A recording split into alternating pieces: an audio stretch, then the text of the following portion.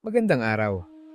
Sa video natin today ay gagawa tayo ng temporary plate number ng motor gamit ang acrylic plate and vinyl sticker.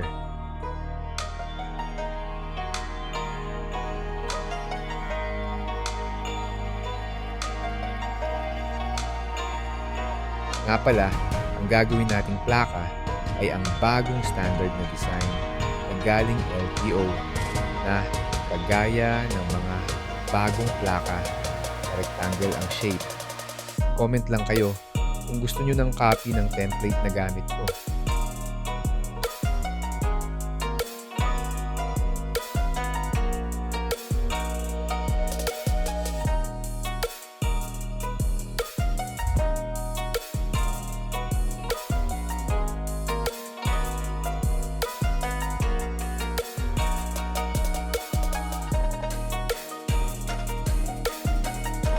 Hindi ito tutorial, pero meron akong video tutorial na ililink ko dito sa video kung gusto nyong panoorin. Lumang video na yon, pero pareho lang ang proseso dito.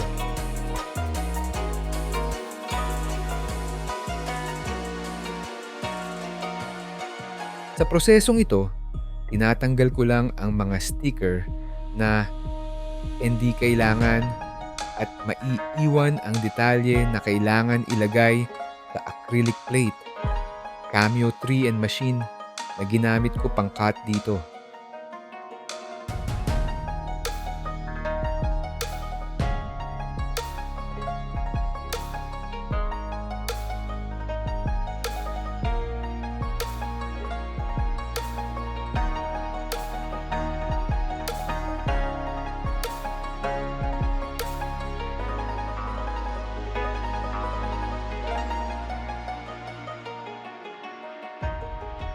Nasa description nga pala ang mga materials na ginamit ko at affiliate link kung saan nyo pwede bilhin.